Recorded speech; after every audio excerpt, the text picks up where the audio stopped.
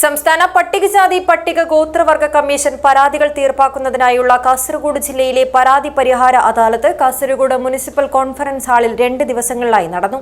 അദാലത്തിൽ ലഭിച്ച 152 പരാതികളിൽ 137 തീർപ്പാക്കി.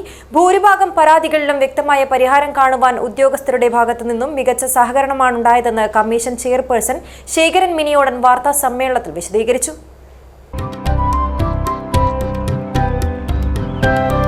നന്മയുള്ള മനസ്സ് പോലെയാണ് പരിശുദ്ധിയുള്ള സ്വർണവും എന്നും നിങ്ങൾക്കൊപ്പം. Roshy jewellery, bank road, അൻകോട്ട് road, Kasaragod.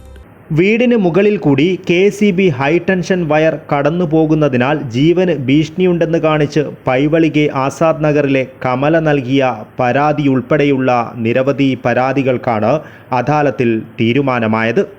High tension wire മാറ്റി സ്ഥാപിക്കുവാൻ KCB 21 ലക്ഷം രൂപയുടെ ടെൻഡർ വിളിച്ച നടപടി പരാതിക്കാരിക്ക് മാത്രമല്ല പൈവളികയിലെ നിരവധി ആദിവാസി കുടുംബങ്ങൾക്ക് ആശ്വാസമായതായി കമ്മീഷൻ അറിയിച്ചു. 55 സെന്റുള്ള സ്വന്തം വസ്തുവിൽ ടവർ ഉള്ളതിനാൽ ജീവന് ഭീഷണിയെന്ന് കാണിച്ച് കൊടക്കാട് ആനിക്കാടിയിലെ PM അനിത നൽകിയ പരാതിയിൽ പകരം സുരക്ഷിതമായ 55 സെന്റ് സ്ഥലം നൽകുവാനുള്ള നടപടി റവന്യൂ വകുപ്പ് ആരംഭിച്ചു. ഭൂരിഭാഗം പരാതികളിലും വ്യക്തമായ പരിഹാരം കാണുവാൻ ഉദ്യോഗസ്ഥരുടെ ഭാഗത്തു നിന്നും മികച്ച സഹകരണമാണുണ്ടായതെന്ന് കമ്മീഷൻ ചെയർപേഴ്സൺ ശേഖരൻ മിനിയോടൻ കൂട്ടിച്ചേർത്തു. പട്ടികജാതി പട്ടിക ഗോത്രവർഗങ്ങളുടെ എല്ലാ ഡെവലപ്മെന്റും ചെയ്തുകൊണ്ടിരുന്നത് ഡിപ്പാർട്ട്മെന്റ് നേരിട്ടായിരുന്നു.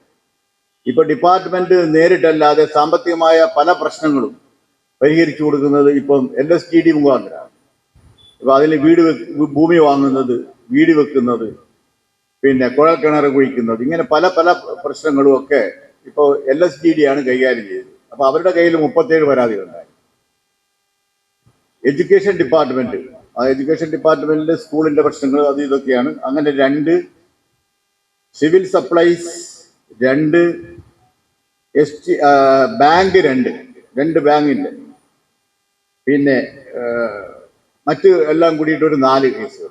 അങ്ങനെയാണ് 152 പരാതികൾ ഇവിടെ കൈകാര്യം ചെയ്തത്. അതിൽ 137 തീരുമാനമായി.